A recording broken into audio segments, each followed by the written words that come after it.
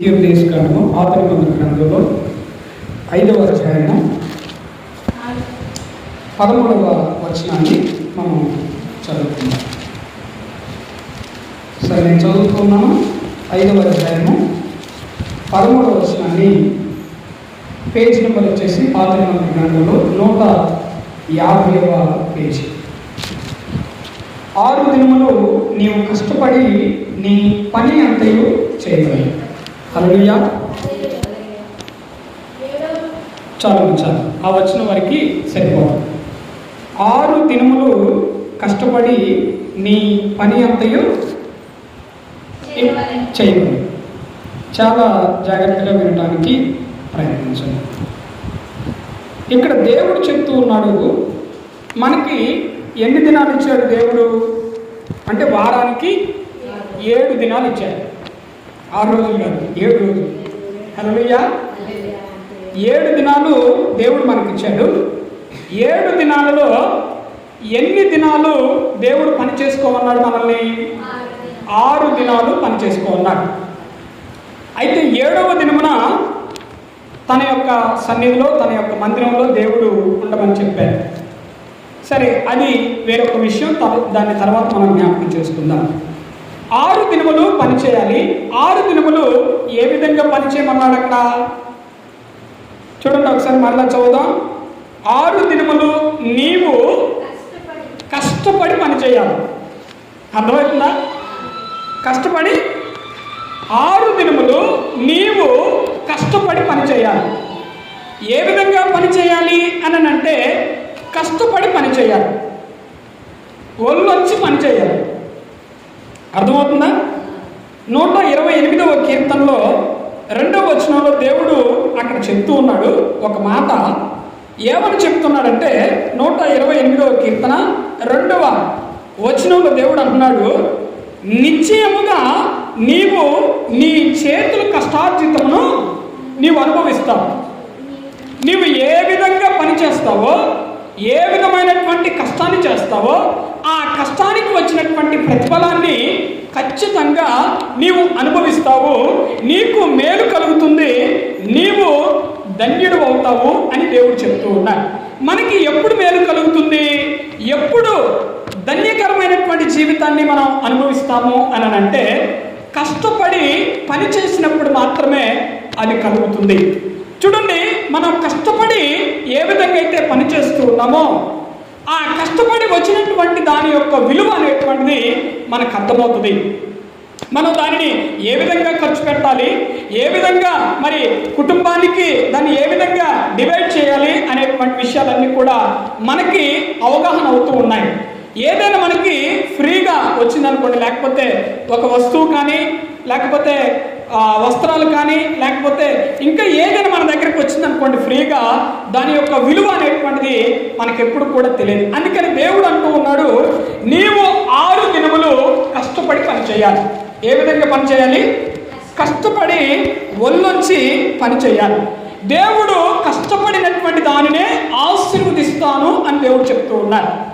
పని చేయటం అనేటువంటిది తప్పేమీ కాదు. కొంతమంది పని చేయడానికి నామోషపడుతూ ఉంటారు.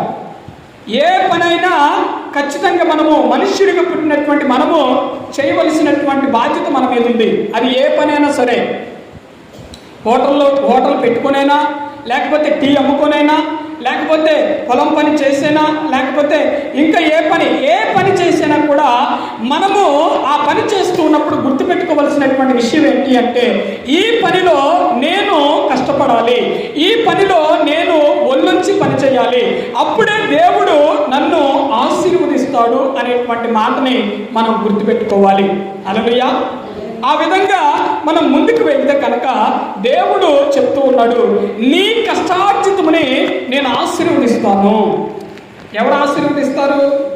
దేవుడు ఆశీర్వదిస్తాడు. దేవుడు ఆశీర్వదిస్తేనే అది ఆశీర్వదించబడుతుంది. దేవుడు దానిని మేలు కలుగునట్లుగా చేస్తేనే అది దానికి మేలు కలుగుతుంది. అది వస్తువైనా, మనిషి అయినా, కుటుంబమైనా, సంఘమైనా, అది ఏదైనా కూడా దేవుడు మేలు కలిగేటట్లు చేస్తేనే మేలు కలుగుతుంది. కొంతమంది పని చేయమంటే ఏం చేస్తారంటే సాగులు చెప్తారు కదా, సాగులు చెప్తూ ఉంటారు. కొంతమంది పని చేయమంటే తప్పించుకుంటారు, కొంతమంది పని చేయమంటే ఏ విధంగానో, కొంతమంది అయితే మాటల మీద నడిపిస్తారు పనిని కదా, కొంతమంది ఏదో ఒక రకంగా డొల్లించుకుంటూ పోతూ ఉంటారు. హల్లెలూయా. పని తప్పించుకోవటానికి ఎన్నో కారణాలని వెతకబడతారు కొంతమంది. అది అక్కడ ఉన్నా లేకపోయినా, లేకపోతే అది ఏదైనా కూడా పని తప్పించుకోవడానికి కొంతమంది ఏం చేస్తారంటే సాకులు వెతుకుతారు. దేవుడు చెప్తూ ఉన్నాడు, నీ దగ్గరకు వచ్చినటువంటి ప్రతి పనిని కూడా నీవు నిర్లక్ష్యం చేయొద్దు, బాధ్యతతోటి నువ్వు ఏం చేయాలి అంటే కష్టపడాలి. హల్లెలూయా. బాధ్యతను తీసుకోవాలి. ఇది నా పని, ఇది నా సొంత పని, ఇది నా కుటుంబం యొక్క పని. ఇదిగో ఈరోజు నేను పని చేస్తేనే నా కుటుంబం నడుస్తుంది, ఈరోజు నేను కష్టపడితేనే దేవుడు నన్ను ఆశీర్వదిస్తాడు అనేటువంటి ఒక ఆలోచన కలిగి, బాధ్యత కలిగి మనం కష్టపడి పని చేయనట్లుగా ముందుకు వెళ్ళాలి. కష్టపడి పనిచేసేటువంటి వారినే దేవుడు ఆశీర్వదిస్తాడు, గుర్తుపెట్టుకోండి. హల్లెలూయా. సోమరిపోతులుగా మనం ఉండదు ఎప్పుడైనా సరే. కొంతమంది సోమరిపోతులుగా ఉంటూ పడక మీద నుండి లేవకుండా అలాగనే ఉంటూ ఉంటారు. వాళ్ళ ఇంట్లో ఏముంటుందంటే ఎల్లప్పుడూ కూడా దరిద్రం అనేటువంటిది ఎప్పుడు కూడా తాండవం చేస్తూ ఉంటుంది. సోమరిపోతులుగా మనం ఉండొద్దు. కొంతమంది ఏం చేస్తారంటే మరి తిన్న ప్లేట్ని కూడా కొంతమంది కడగలేరు, అంత సోమరిపోతులుగా ఉంటారు కదా. కొంతమంది ఏం చేస్తారంటే తమకున్నటువంటి పని తామే చేసుకోలేరు. హల్లెలూయా. అంత సోమరిపోతులుగా ఉంటాడు. దేవుడు చెప్తూ ఉన్నాడు, మీరు ప్రతి ఒక్కరు కూడా జ్ఞానము కలిగి, హల్లెలూయా, జ్ఞానము కలిగి ఏం చేయాలి? కష్టపడి పని చేయాలి. మనం అందరం కూడా ఏం చేయాలి? కష్టపడి పనిచేసే వాడి యొక్క ఇల్లు ఎప్పుడూ కూడా ఖాళీగా ఉండదు. కష్టపడి పనిచేసేటువంటి వాడి యొక్క ఆలోచన అనేటువంటిది ఎప్పుడు కూడా స్థిరంగా ఉంటుంది. కష్టపడి పనిచేసేటువంటి వాడి యొక్క ఆరోగ్యం ఎప్పుడు కూడా సంపూర్ణంగా ఉంటుంది. వాడి యొక్క శరీరంలో ఏ రోగం అనేటువంటిది ఉండదు. ఎప్పుడు కష్టపడి పనిచేసినప్పుడు మాత్రమే ఇదంతా కూడా జరుగుతుంది. ఒళ్ళొంచి మనం పనిచేస్తూ ఉన్నప్పుడు మన శరీరంలో అనేకమైనటువంటివి కొన్ని హార్మోన్స్ అనేటువంటివి రిలీజ్ అవుతూ ఉంటాయి. మనం కష్టపడి పనిచేస్తూ ఉన్నప్పుడు మన శరీరంలో ఉన్నటువంటి చెడు కొవ్వంతా కూడా కరిగిపోతూ ఉంటుంది. అలాంటప్పుడు ఏమవుతుందంటే మనం ఎక్కువగా చురుకుగా ఉండేటువంటి అవకాశము ఉంటుంది. హల్లెలూయా. కష్టపడి పనిచేసేటువంటి వాడి యొక్క ఆలోచన ఎప్పుడు కూడా చురుకుగానే ఉంటుంది. వాడు ఎప్పుడు చురుకుగానే ఉంటాడు. ఏ సమయమైనా సరే, అది రాత్రి పూట అయినా, లేకపోతే ఉదయం పూట అయినా, మధ్యాహ్నం పూట అయినా సరే, కష్టపడి పనిచేసేటువంటి వాడు ఎప్పుడు కూడా చురుకుగా ఉంటాడు. పని చేయటం అనేటువంటిది నామోషి కాదు. కానీ దేవుడు చెప్పాడు, ఆదాముని సృజించిన తర్వాత దేవుడు చెప్పాడు, ఏమని చెప్పాడంటే, నీవు ఈ ఏదేని తోటని సేద్యపరచాలి, ఏదేని తోటని బాగు చేయాలి. అంటే ఏం చేయాలి? ఆదాము అక్కడ ఏం చేయాలి? పని చేయాలి. తోటను బాగుపరచాలంటే, ఆ తోటకు మొత్తం కూడా నీళ్లు కావాలి అంటే, ఆ తోట మరి ఎల్లప్పుడూ కూడా పచ్చగా ఉండాలి అంటే, అక్కడ అతను పని చేస్తేనే ఆ తోట బాగుపడుతుంది. ఆ తోటలో ఉన్నటువంటి చెట్లన్నీ కూడా, వృక్షాలన్నీ కూడా ఫలాన్ని ఇస్తూ ఉంటాయి. అందుకని దేవుడు ఆదాముతో చెప్పాడు, సృజించిన తర్వాత నీవు ఈ తోటని బాగుపరచాలి, సేద్యపరచాలి అని చెప్పాడు. అంటే పని చేయటం అనేటువంటిది దేవుని యొక్క చిత్తం. మనం అందరం కూడా పని చేయటం అనేటువంటిది దేవుని యొక్క చిత్తం. మనం ఏ స్థితిలో అయితే ఉన్నామో ఆ స్థితిలో ఏ పని అయితే చేస్తూ ఉన్నామో, అది ఉద్యోగం కావచ్చు, లేకపోతే పొలం పని కావచ్చు, లేకపోతే ఇంకా ఏదో పని కావచ్చు, కానీ ఆ పని అంతయు కూడా చేయటం అనేటువంటిది దేవుని యొక్క చిత్తం. కానీ మనం చేస్తూ ఉన్నటువంటి ప్రతి పనిలో కూడా బాధ్యత కలిగి, నిర్లక్ష్యం లేకుండా కష్టపడి పనిచేసేటువంటి స్వభావము, ఆలోచన మనలో. హల్లెలూయా. అలా ఉన్నప్పుడు మాత్రమే దేవుడు మనల్ని ఆశీర్వదిస్తాడు. కష్టపడి వచ్చినటువంటి సంపాదనతోటి నువ్వు ఏం చేయొచ్చు? ఏదైనా చేయొచ్చు. హల్లెలూయా. దేవుడు అడ్డు చెప్పలేదు. నీవు కష్టపడి పనిచేస్తూ ఉన్నావు కదా, వచ్చినటువంటి సంపాదనతోటి ఆ సంపాదన నీవు స్థిరం చేసుకొని నీ ఇంటిలో ఆ సంపాదనని ఉంచుకొని నీవు నీ ఇష్టానుసారంగా, అంటే దేవుని యొక్క ఆజ్ఞకు లోబడి నీవు ఇష్టానుసారంగా ఉండొచ్చు అని దేవుడు చెప్తూ ఉన్నాడు. అర్థమవుతుందా మీకు? చూడండి, మనము సంపాదించుకోవటం అనేటువంటిది దేవునికి వ్యతిరేకం అనేటువంటిది కాదు. కానీ ఎలాగో మనం సంపాదించాలి అని అన్నట్టు దేవుడు చెప్తూ ఉన్నాడు, కష్టపడి సంపాదించాలి. హల్లెలూయా. ఏ విధంగా సంపాదించాలి? కష్టపడి సంపాదించాలి, ఒళ్ళు వచ్చి సంపాదించాలి. అలాగే సంపాదించినటువంటి దాన్ని, వచ్చినటువంటి దానిని ఏం చేయాలి? స్థిరంగా ఉంచుకోవాలి. హల్లెలూయా. అలాగే స్థిరంగా ఉంచుకున్నటువంటి దానిని, లేకపోతే కష్టపడి వచ్చినటువంటి సంపాదనను పెట్టుబడి పెట్టి మరలా ఆ సంపాదనని మనం ఎక్కువగా సంపాదించుకోవచ్చు. దేవుడు చెప్తూ ఉన్నటువంటి మాట, నీవు కష్టపడుతూ ఉన్నావు, వచ్చినటువంటి సంపాదనని, ఇదిగో నా దగ్గర ఇంత ఇంత ఇంత మూట ఉంది, ఈ మూటని తీసుకొని వెళ్ళి నేను ఏదైనా పెట్టుబడి చేస్తాను, పెట్టుబడి పెట్టి ఏదో ఒక వ్యాపారాన్ని చేస్తాను, ఆ వ్యాపారంలో లాభాన్ని నేను గడిస్తాను అని ఆ యొక్క సంపాదనని తీసుకుని వెళ్ళి పెట్టుబడి పెట్టి నువ్వు మరలా సంపాదించుకోవచ్చు. హల్లెలూయా. కానీ ఆ వ్యాపారము అనేటువంటిది ఏ విధంగా ఉండాలి అంటే న్యాయంగా ఉండాలి. హల్లెలూయా. ఏ విధంగా ఉండాలి? న్యాయంగా ఉండాలి. దేవుడు చెప్తూ ఉన్నాడు, ఏమని చెప్తూ ఉన్నాడంటే నీవు కష్టపడినటువంటి దానిని మరలా సంపాదించుకోవడానికి నీ సంపాదన తీసుకుని వెళ్ళి వ్యాపారంలో పెట్టవచ్చు. ఆ వ్యాపారం నువ్వు ఎలా చేయాలి అంటే న్యాయంగా చేయాలి. ఆ న్యాయంగా వచ్చినటువంటి దాన్ని నీవు మరలా సంపాదించుకోవచ్చు. హల్లెలూయా. కొంతమంది ఎన్ని డబ్బులు వచ్చినా కూడా సరిపో కొంతమందికి.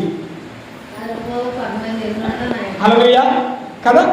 కొంతమందికి ఎంతో కష్టపడి పనిచేస్తారు, పొలంలో పొద్దు దాకా పడి పనిచేస్తారు, లేకపోతే ఏదో కల్లూరు వెళ్ళి ఏదో ఒక పని పొద్దు దాకా చేసుకుంటారు, లేకపోతే ఇంకేదో పని చేసుకుంటారు. కానీ ఆ చివరికి వచ్చేసరికి డబ్బులు తీసుకున్న తర్వాత ఇంటికి ఎంత వస్తాయో కూడా తెలియదు.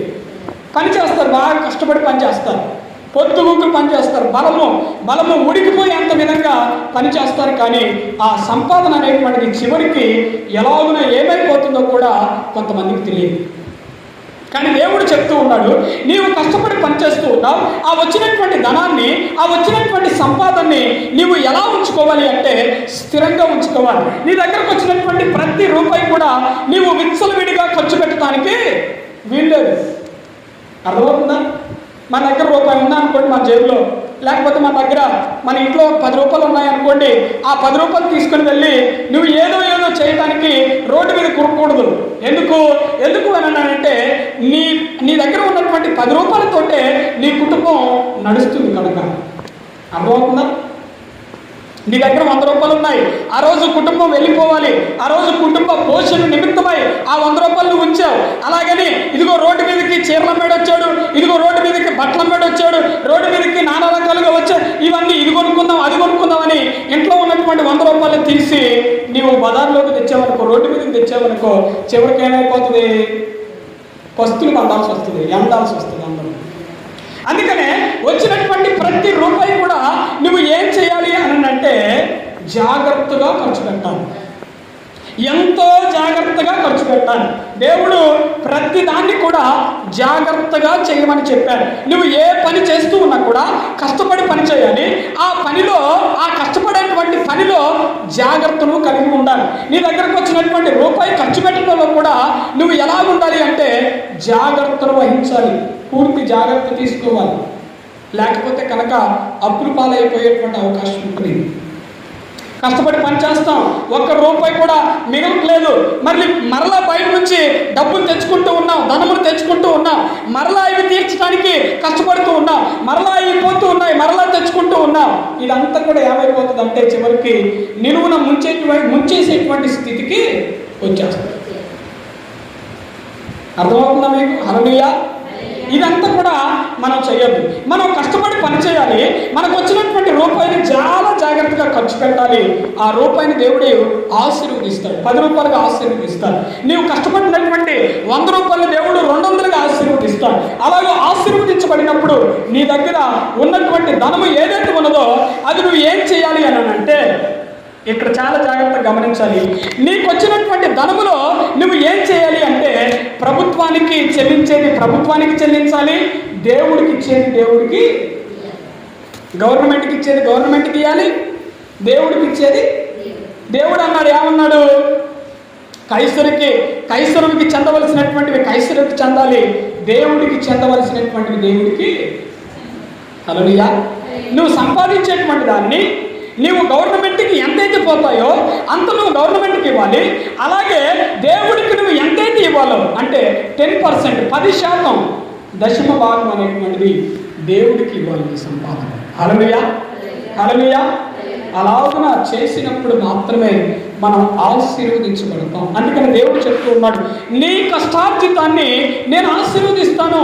నీ కష్టమనేటువంటిది నేను ఆశీర్వదించి నీకు మేలు కలిగినట్లుగా ధన్యకరమైనటువంటి జీవితాన్ని నీవు బ్రతుకున్నట్లుగా నేను చేస్తానని దేవుడు చెప్తూ ఉన్నాను.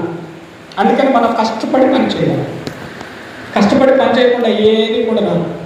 కష్టపడి ఒకవేళ కష్టపడకుండా వచ్చినటువంటిది ఏది కూడా ఉండదు. ఎందుకు ఉండదు అని అంటే దాని విలువ అనేటువంటిది మనకు తెలియదు కాబట్టి. కష్టపడకుండా మన దగ్గరకు ఒక 1,00,000 రూపాయలు వచ్చాయి అనుకుందాం. ఉదాహరణకి మనం కష్టపడలేదు కానీ మన దగ్గరకు వచ్చాయి అనుకుందాం.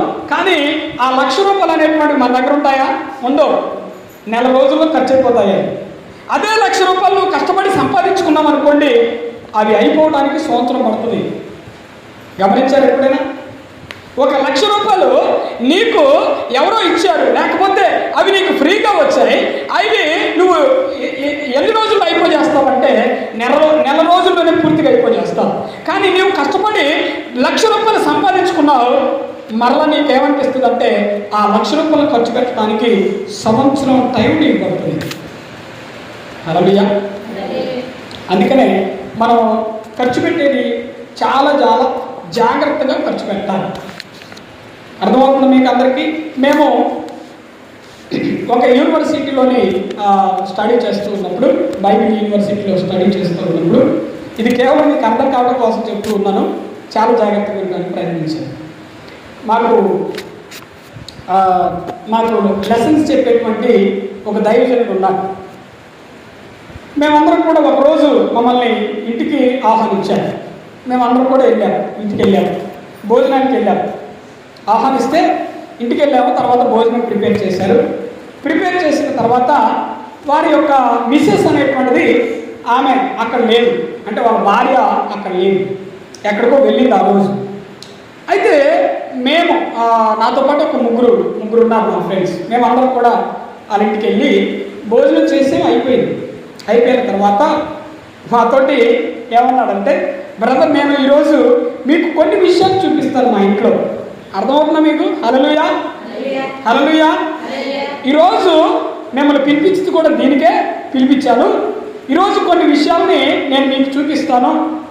మీకు కనుక పెళ్ళైతే ఈ విధంగా మీరు ఉండొద్దు కనుక ఈ విషయాలన్నీ కూడా మీరు చూడండి, చూసి చాలా జాగ్రత్తగా నేర్చుకోండి అని మమ్మల్ని పిలిచి తీసుకెళ్ళాడు. ఎక్కడికి తీసుకెళ్ళాడు అంటే బీరువా దగ్గరికి తీసుకెళ్ళాడు. అర్థమవుతుందా? హల్లెలూయా. ఎక్కడ తీసుకెళ్ళాడు? బీరువా దగ్గరికి తీసుకెళ్ళాడు. బీరువా దగ్గరికి తీసుకెళ్తే పక్కన కబోర్డ్స్ ఉన్నాయి, తర్వాత బీరువా కూడా పక్కనే ఉంది. ఫస్ట్ మొదట బీరువా చూసాం. అసలు బీరువాలో గింత కూడా గ్యాప్ లేదు. మొత్తం కూడా పైనుంచి కింద వరకు అవంతా కూడా ఏమున్నాయంటే చీరలు ఉన్నాయి. మొత్తం గ్యాప్ కూడా అసలు ఒక్క గ్యాప్ కూడా లేదు. తర్వాత ఆ కబోర్డ్స్ తీసేది, మొత్తం చాలా ఉన్నాయి కబోర్డ్స్. ఆ రూమ్ నిండా మొత్తం కబోర్డ్స్ ఉన్నాయి. ఆ కబోర్డ్స్ అన్నీ కూడా తీసి చూపిస్తే కనుక మేము డౌట్ వచ్చాము, మీరు ఏమన్నా బట్టల కొట్టు నడిపిస్తూ ఉన్నారా, బట్టల షాప్ నడిపిస్తూ ఉన్నారా, ఏంటి అసలు ఇది బట్టల షాపా లేకపోతే ఇది ఇల్లా అని మేము ఆశ్చర్యపోయాం. అన్ని చీరలు ఉన్నాయి అక్కడ. దినానికి ఒక చీర, చావుకి ఒక చీర, ఫంక్షన్కి ఒక చీర, పెళ్ళికి ఒక చీర, ఇదంతా కూడా జరిగితే ఆయన అంటూ ఉన్నాడు, ఏమంటున్నాడంటే, బ్రదర్ ఇదిగో నా భార్య ప్రతి దానికి ఒక చీర కొంటుంది, ప్రతి దానికి కూడా ఒక డ్రెస్ అనేటువంటిది తీసుకుంటుంది అని చెప్తూ ఉన్నాడు. తర్వాత ఈ బట్టలు చూపించాడు, బీరువాలో కబోర్డ్స్లో అన్నీ చూపించాడు. చూపించిన తర్వాత మేము మరలా ఎక్కడికి వెళ్ళామంటే ఆ డ్రెస్సింగ్ టేబుల్ దగ్గరికి వెళ్ళాము. పెద్ద డ్రెస్సింగ్ టేబుల్ అది, చాలా పెద్దది. అక్కడ డ్రెస్సింగ్ టేబుల్ దగ్గరికి వెళ్ళి చూస్తే కనుక మా మతి పోయింది. అసలు అక్కడ నిజంగా అక్కడ ఒక బ్యూటీ పార్లర్ ఉందా అనేటువంటి విధంగా ఆ డ్రెస్సింగ్ టేబుల్ దగ్గర అన్ని పౌడర్లు కానీ, లేకపోతే పర్ఫ్యూమ్లు కానీ, ఇంకా అనేకమైనటువంటి ఆయిల్స్ కానీ, ఆ బాడీకి రాసేటువంటి క్రీమ్స్ కానీ అన్నీ కూడా అక్కడ ఉన్నాయి. ఏంటయ్యా ఇదంతా ఏంటి అసలు, ఇదంతా మాకెందుకు చూపిస్తూ ఉన్నావు, ఇదంతా మేము చూడలేకపోతూ ఉన్నాం, ఇన్ని వస్తువులు పెట్టుకొని మీరు ఇంట్లో ఏం చేస్తూ ఉన్నారు, ఇంత డబ్బు మీరు ఎందుకు ఖర్చు పెడుతున్నారు అని అంటే, నేనేం చేశానయ్యా. హల్లెలూయా. తర్వాత మళ్ళీ ఆయన ఉన్నాడు, మేము వెళ్ళిపోతామండి, లేట్ అవుతుందని అంటే, లేదు ఇంకొకటి చూపిస్తాను మీకు అని మమ్మల్ని బయటికి తీసుకొని వెళ్ళాను. బయటికి తీసుకుని వెళ్తే సాధారణంగా చెప్పుల స్టాండ్ అనేటువంటిది ఏ విధంగా ఉంటుంది, చాలా చిన్నగా ఉంటుంది, ఒక 2 స్టెప్పులు ఉంటుంది అంతే చెప్పుల స్టాండ్. కానీ ఆ ఇంట్లో చెప్పుల స్టాండ్ బీరువా అంత ఎత్తుంది. బీరువా నుంచి కింద వరకు మొత్తం కూడా అన్ని చెప్పులే. ఏంటి అసలు, ఇది చెప్పుల దుకాణమా లేకపోతే బట్టల దుకాణమా, ఇది బ్యూటీ పార్లరా, ఏంటయ్యా ఇదని అంటే, ఇదిగో ఫంక్షన్కి మ్యాచింగ్ వేసుకోవాలి నా భార్య అని, ఇదిగో ఇన్ని రకాలైనటువంటి చెప్పులు, ఇన్ని రకాలైనటువంటివి అంత కూడా తీసుకుంది. ఎంత డబ్బులు ఖర్చు పెట్టారు. హల్లెలూయా. అందుకనే మనము చాలా జాగ్రత్తగా వినాలి. మీకెందుకు ఈ విషయం చెప్పానంటే, బహుశా మీకు అర్థమై ఉంటుంది. మనం కుటుంబ జీవితాన్ని లేకపోతే మనం నడిపిస్తూ ఉన్నప్పుడు, కుటుంబంలో మనం ఉన్నప్పుడు కుటుంబాన్ని మనం ఏ విధంగా నడిపించాలి అని అంటే, బాధ్యతతో మనం నడిపించాలి. ఈ విషయాలన్నీ కూడా చాలాసార్లు నేను మీతో చెప్పాను. మరలా ఒకసారి మీకు గుర్తు చేస్తూ ఉన్నా. వచ్చినటువంటి ప్రతి రూపాయి కూడా జ్ఞానము కలిగి నీవు తిప్పాలి. అర్థమవుతుందా? నీ దగ్గర 100 రూపాయలు ఉన్నాయి, 100 రూపాయలు ఉంటే, ఇదిగో ఈ 10 రూపాయలు దీనికి ఖర్చు పెడితే, ఇంకొక 10 రూపాయలు దీనికి ఖర్చు పెడితే, ఇంకొక 10 రూపాయలు దీనికి ఖర్చు పెడితే, ఇంకొక 10 రూపాయలు దీనికి ఖర్చు పెడితే అని నువ్వు పక్కాగా చూసుకొని వాటిని ఖర్చు పెట్టాలి. అర్థమవుతుందా? డబ్బులు ఉన్నాయి కదా, రోడ్డు మీదకి బంట్లోడు వచ్చాడు, లేకపోతే కల్లూరు వెళ్ళి షాపింగ్ చేద్దాం, లేకపోతే అది కొనుక్కుందాం, ఇది కొనుక్కుందాం, లేకపోతే అది చేద్దాం, ఇది చేద్దాం అని ఎప్పుడు కూడా అనుకోవద్దు. అలా అయితే ఏమవుతుందంటే, ఒకనాటికి మనం ఊహించం, కానీ ఎదురు దెబ్బ పడేటువంటి అవకాశము ఖచ్చితంగా ఉంటుంది. అయితే మరలా మేము ఇంకొక దగ్గరికి వెళ్ళాం. సిస్టర్ గారు, వేరే ఒక సిస్టర్ గారు ఉన్నారు, సిస్టర్ గారి దగ్గరికి వెళ్ళాము. ఒకరోజు, ఆ రోజు అయిపోయిన తర్వాత మరి ఇంకో రోజు వెళ్ళాము సిస్టర్ గారి దగ్గరికి.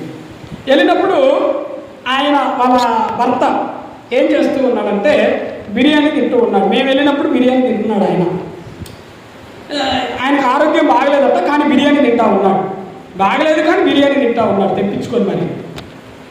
సరే మేము కూడా ఏదో తిన్నాం, తినేసి బయలుదేరుతూ ఉంటే ఆమె అన్నది, ఆగండి అయ్యా చెప్పు పోదురు, కానీ మీకు చూపించవలసినటువంటి చాలా ఉన్నాయి, చేయవలసినటువంటివి చాలా ఉన్నాయి, మీరు ఒక అర్ధగంట ఉండి మీరు ఇక్కడ చూసి మీరు వెళ్ళండి అని అంటే, మేము ఒక అర్ధగంట అక్కడే ఉండి ఆయన గారి గదిలోకి వెళ్ళాము. మేము ఎవరికి, సిస్టర్ గారి యొక్క భర్త గారి యొక్క గదిలోకి మేము ముగ్గురు వెళ్ళాం. వెళ్తే ఆ గది నిండా మొత్తం కూడా ఏమున్నాయని అంటే, ఆయన తెచ్చుకున్నటువంటి ప్రతిదీ కూడా అక్కడ ఉంది. అర్థమవుతుందా? ఆయన తెచ్చుకున్నటువంటి ప్రతి వస్తువు ఖరీదైనటువంటి వస్తువు. ఒక పాయింట్ వచ్చేసి, ఒక పాయింట్ అంటే తొడుక్కునేటువంటి పాయింట్ వచ్చేసట 5,000 అట ఒక పాయింటే. అర్థమవుతుందా? ఒక పాయింట్, ఒక షర్ట్ వచ్చేసి 3,000 అట. ఆ రోజు చెప్తే అసలు మాకేం చెయ్యాలో కూడా అర్థం కాలేదు. అంటే నేను ఎందుకు చెప్తున్నానంటే, కొనుక్కోవడంలో తప్పులేదు, కానీ స్తోమతను బట్టి మనము ఏదైనా సరే స్తోమతను బట్టి మనం వెళ్ళాలి. మన దగ్గర ఉన్నటువంటి డబ్బులు బట్టి మనం ముందుకు వెళ్ళాలి. మన దగ్గర ఉన్నటువంటి డబ్బులు బట్టి ప్రతిదాన్ని కూడా మనం నిర్ణయించుకోవాలి. అలాగైతేనే మనం ముందుకు వెళ్ళేటువంటి అవకాశం ఉంటుంది జీవితంలో. లేకపోతే బొక్కబోర్లో పడాల్సినటువంటి స్థితి మనకు ఖచ్చితంగా ఎదురవుతుంది. లేనప్పుడు మనం ఎక్కువగా ఆలోచన చేయొద్దు, లేనప్పుడు మనం ఎక్కువగా ఉరుకులు పెట్టద్దు, లేనప్పుడు మనము ఏం చేయొద్దు, అధికమైనటువంటి ఆలోచనలు ఎప్పుడు కూడా చేయొద్దు. ఉన్నంతలోనే మనం వెళ్ళిపోవాలి. హల్లెలూయా. చూడండి, ఒక మాట మనం చదువుకున్న దేవుడు చక్కగా ఇంకొక మాట మనకి సెలవునిస్తూ ఉన్నాడు. సామెతల గ్రంథము 13వ అధ్యాయము 4వ వచనాన్ని మనం చదువుకుందాం. సామెతల గ్రంథము 13వ అధ్యాయము 4వ వచనం. దేవుడు మనకందరికీ చెప్తూ ఉన్నటువంటి గొప్ప మాట ఏంటి అని అంటే అక్కడ హల్లెలూయా. చూడండి, మనం కష్టపడి పని చేస్తే ఎంతో ఆశీర్వాదం అనేటువంటిది మనకు ఉంటుంది. మనం కష్టపడినటువంటి సంపాదనని మనం చాలా జాగ్రత్తగా ఖర్చు పెట్టుకుంటూ వెళ్తే అద్భుతమైనటువంటి మేలులు దేవుడు మనకి చేస్తాడు. అనేకమైనటువంటి కార్యాలు దేవుడు మన పట్ల, మన కుటుంబాల పట్ల కూడా చేస్తాడు. అయితే మనము ఒక వ్యక్తిని ఇక్కడ జ్ఞాపకం చేసుకోవాలి. ఎవరు అని అంటే లూకా సువార్తలోని చిన్న కుమారుడు అనేటువంటి వ్యక్తి ఉన్నాడు. తీయొద్దు కానీ నేను చెప్తూ ఉన్నాను. చిన్న కుమారుడు అనేటువంటి ఉపమానం మనకు లూకా సువార్తలో 15వ అధ్యాయంలో మనకు ఉంటుంది. చిన్న కుమారుడు యొక్క ఉపమానం. ఇతను ఏం చేశాడంటే పని చేయలేదు. ఆయన ఏం చేశాడంటే పని చేయలేదు. పొదుగుకులు కూడా ఫ్రెండ్స్ ఎమ్మడి తిరగటం, లేకపోతే రోడ్లు ఎమ్మడి తిరగటం, తండ్రి చెప్పినటువంటి మాట వినకపోవటం, తాగటం, రోడ్లు ఎమ్మడి తిరగటం, తందనాలాడటం, ఇలాగన్నీ కూడా చేస్తూ వచ్చారు. అర్థమవుతుందా? బాగా ఫ్రెండ్షిప్ పట్టేసి, స్నేహితులు సహవాసాలు పట్టేసి బాగా ఇదైపోతూ చెడిపోయాడు పూర్తిగా. తండ్రి మాట వినట్లేదు. కష్టపడి పనిచేసేటువంటి స్వభావం అనేటువంటిది అతనికి లేదు. చివరికి వచ్చేసి ఏమైపోయాడంటే తండ్రి దగ్గరికి వెళ్ళి, ఇదిగో తండ్రి, నేను దూరదేశానికి వెళ్ళి సంపాదించాలనుకుంటున్నాను. ఎవడు? రోడ్ల మీద తిరిగేటట్టు అంటున్నాడు. తండ్రి దగ్గరికి వెళ్ళి, నేను సంపాదిస్తాను, పక్క ఊరికి వెళ్ళి సంపాదిస్తాను. వాడు సంపాదించాలనుకుంటే, వాడు కష్టపడాలనుకుంటే ఆ ఊర్లోనే ఉంది పని మొత్తం కూడా. కానీ తండ్రి దగ్గర పోయి అంటున్నాడు, నా వాటా ఎంతైతే వస్తుందో అంత నాకు ఇచ్చేసాయి. నేను పక్కూరు వెళ్ళి అక్కడ డబ్బుతోటి ఒక వ్యాపారం చేసి డబ్బు సంపాదిస్తాను. డబ్బు సంపాదించిన తర్వాతనే నేను ఇంటికి తిరిగి వస్తానని చెప్తూ ఉన్నాడు. ఎవరు? చిన్న కుమారుడు చెప్తూ ఉన్నాడు. వీడికి పని ఏంటో తెలియదు, ఏ విధంగా పని చేయాలో తెలియదు, ఏ విధంగా వ్యాపారం చేయాలో తెలియదు, ఏ విధంగా ముందుకు నడవాలో తెలియదు, ఏమి చేస్తే ఎలాగున జీవితం ఉంటుందనేది కూడా అతనికి తెలియదు. అతను ఆ యొక్క తండ్రి దగ్గరికి వెళ్ళి డబ్బు తీసుకొని, సరే తండ్రి డబ్బు ఇచ్చాడు, ఆ ముళ్ళె కట్టుకొని మూట కట్టుకొని పక్కూరికి వెళ్ళాడు. బ్రతుకుదామని, బిజినెస్ చేద్దామని, వ్యాపారం చేద్దామని పక్కూరికి వెళ్ళాడు. వీడు పక్కూరికి వెళ్ళి తాగి తందనాలాటం ఎక్కువైంది. ఇంకా ఆ ఊర్లో ఉన్నప్పుడు తక్కువ ఫ్రెండ్స్ ఉన్నారు, కానీ ఆడికి భయపడో, ఈడికి భయపడో, ఈడే అంటాడో, వాడేమంటాడు అనుకొని చాలా తక్కువగా తిరిగారు. ఇక వీళ్ళందరూ కూడా పక్కూరికి వెళ్ళిపోయిన తర్వాత వీళ్ళకి చెప్పేవాడు ఎవడు లేడు. అర్థమవుతుందా? ఎవడూ లేడు. తెలిసినోడు ఎవడు లేడు, అక్కడ చెప్పేవాడు ఎవడు లేడు. వీళ్ళు ఇష్ట రాజ్యం అయిపోయింది. అక్కడ చేస్తూ ఉన్నారు, చెడు పనులు చేస్తూ ఉన్నారు. ఏం చేస్తున్నారో తెలియదు. మొత్తం కూడా డబ్బులు ఖర్చు పెడతా ఉన్నారు. అన్ని డబ్బులు ఖర్చు పెడతారు. తెచ్చుకున్నటువంటి మూట రోజు కొద్దిగా అయిపోయి ఒక రోజు వచ్చింది, పూర్తిగా మూట అయిపోయింది. ₹1 కూడా మిగిలింది. ఇక వీడి పక్కన ఉన్నటువంటి ఫ్రెండ్స్ చిన్నగా జారుకోవటం మొదలు పెట్టారు. ఇక అర్థమవుతుందా? చిన్నగా రోజుకొకటి జారుకుంటున్నాడు. ఎరా నాకు పని ఉంది, నేను వెళ్ళాలి, అక్కడ ఇంటి దగ్గర ఎంతమందో వచ్చి చాలా రోజులు అయింది, మళ్ళీ వస్తానులే అని వెళ్తూ ఉన్నారు. ట్యాప్ కూడా వెళ్తూ ఉన్నాడు. ఇక చివరికి ఎవడు మిగిలాడు? వాడు ఒక్కడు మిగిలాడు. అర్థమవుతుందా? పని చేతగా వాడికి డబ్బులు ఖర్చు పెట్టమంటే దుబారాగా ఖర్చు పెడతాడు, ఎన్నైనా ఖర్చు పెడతాడు, ఏదైనా కొనుక్కుంటాడు, ఏదైనా చేస్తాడు. కానీ సంపాదించడం, కష్టపడటం చేతగాడు. అర్థమవుతుందా? మళ్ళీ తిండి తినమంటే ఏది మితి లేకుండా అలా ఉండదు ఎప్పుడైనా. దయచేసి క్రైస్తవులుగా ఉన్నటువంటి మనము కష్టపడేటువంటి స్వభావాన్ని అలవరుచుకోవాలి. నువ్వు ఆ రోజు కష్టపడితేనే భోజనం చేసేటువంటి ఆ యొక్క స్థితికి నువ్వు వస్తేనే అప్పుడు జీవితాలు బాగుపడతాయి. వీడు ఏం చేశాడంటే, ఇక వీడికి కష్టపడటం రాదు కదా. ఇక సరే డబ్బులు మొత్తం అయిపోయి ఆకలి అవుతుంది. ఎవడిస్తాడు, ఎవడు పెడతాడు అన్నాం? ఎవడు పెట్టడు. సంపాదించుకున్నటువంటి డబ్బులు లేవే, తెచ్చుకున్నటువంటి డబ్బులు లేవే, తోడు లేవే, ఎవరు లేరు. ఆ ఊర్లో ఎవరు కొడతలేదు. తెలియనప్పుడు ఏం చేశాడంటే, ఒక పందులు కాసేటువంటి వాడి దగ్గరికి వెళ్ళి, అయ్యా నీ పందులు నేను కాస్తాను, నాకు కొంచెం అన్నం పెట్టండి, నాకేమి ఇవ్వాల్సినటువంటి పని లేదు, డబ్బులు ఇవ్వాల్సినటువంటి పని లేదు, కానీ కొంచెం అన్నం పెట్టండి నాకు అని ఆ పందులు కాచేటువంటి వాడి దగ్గరికి వెళ్ళి అడుగుతూ ఉన్నాడు. వాడేమో పందులు కాపించుకున్నాడు కానీ అన్నం మాత్రం పెట్టలేదు. హల్లెలూయా. పందులు కాపించుకున్నాడు కానీ అన్నం మాత్రం పెట్టలేదు. వీడికి బాగా ఆకలి అవుతుంది. ఆకలి అయ్యి పందులు తినేటువంటి పొట్టుని తిన్నాం. కష్టపడి పని చేయకపోతే ఆ స్థితి మనకు వస్తుంది. కష్టపడి పని చేయాలి. మనం ఏది ఏమైనా కూడా ఒళ్ళొచ్చి మనం పని చేయాలి. వచ్చినటువంటి డబ్బుని దుబారాగా ఖర్చు పెట్టకుండా చాలా జాగ్రత్తగా మనం ఖర్చు పెట్టాలి.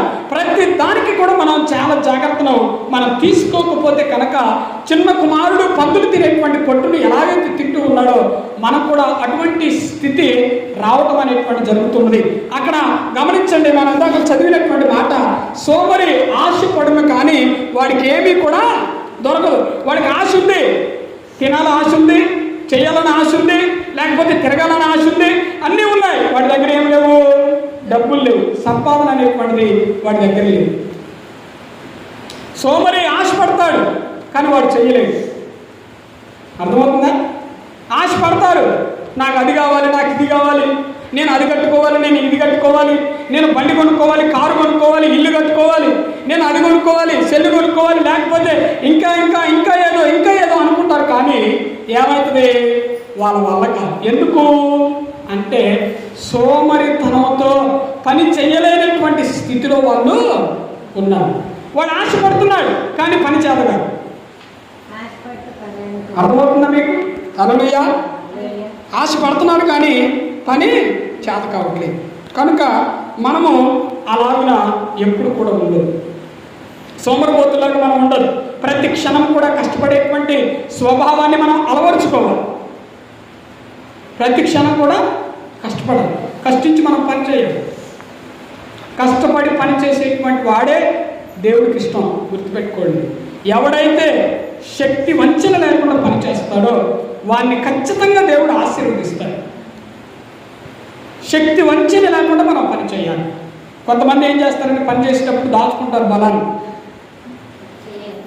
అర్థమవుతుందా? మీరు చేస్తున్నారంట అట్లా చేయొద్దు. ఎప్పుడైనా అట్లా ఎప్పుడు కూడా చేయొద్దు. నీకు ఒక పనిని దేవుడు అప్పగించాడు, అప్పగించినటువంటి పనిని శక్తి లోపం లేకుండా చేయాలి, ఎంతో జాగ్రత్తగా చేయాలి. దేవుడు నీ దగ్గరికి తెచ్చినటువంటి సంపాదనని చాలా జాగ్రత్తగా ఖర్చు పెట్టాలి. అది చాలా చాలా ప్రాముఖ్యమైనటువంటి. అలాగే మనం చేసినప్పుడు దేవుడు మనల్ని ఆశీర్వదించి అద్భుతమైనటువంటి విధముగా మనల్ని ముందుకు నడిపిస్తూ ఉంటాడు. కనుక మీరందరూ కూడా అలాగే ఉండాలని నేను కోరుకుంటూ ఉన్నాను. దేవుడు కూడా అలాగే ఉండాలని దేవుడు కోరుకుంటూ ఉన్నాడు. దేవుడు కోరుకున్నట్టుగా బ్రతకటమే మనకు ఒక గొప్ప గొప్ప జీవితం. అదే ధన్యకరమైనటువంటి జీవితం. దేవుడు నువ్వు కష్టపడి పనిచేయాలి, కష్టపడి పనిచేస్తూ ఉన్నప్పుడు ఒక సాక్ష్యంగా నువ్వు అనేకులకు ఉంటావు. ఇదిగో ఇతను కష్టపడి పైకి వచ్చాడురా అనేటువంటి ఒక గొప్ప సాక్ష్యం అనేటువంటిది నలుగురిలో ఉంటుంది. ఈ కుటుంబం కష్టపడి పనిచేసి పైకి వచ్చింది, కష్టపడి వ్యాపారం చేసి పైకి వచ్చారు, కష్టపడి వీళ్ళు సంపాదించుకున్నారు, ఇదిగో కష్టపడి వీళ్ళు ఇల్లు కట్టుకున్నారు, కష్టపడి ఇంకా నానా రకాలుగా అన్నీ కూడా చేసుకున్నారు, కష్టపడి పిల్లల్ని చదివించుకున్నారు అనేటువంటి గొప్ప సాక్ష్యం ఈ సమాజంలో దేవుడు నీకు ఇస్తాడు. ఎప్పుడు ఇస్తాడంటే కష్టపడినప్పుడు మాత్రమే ఇస్తాడు.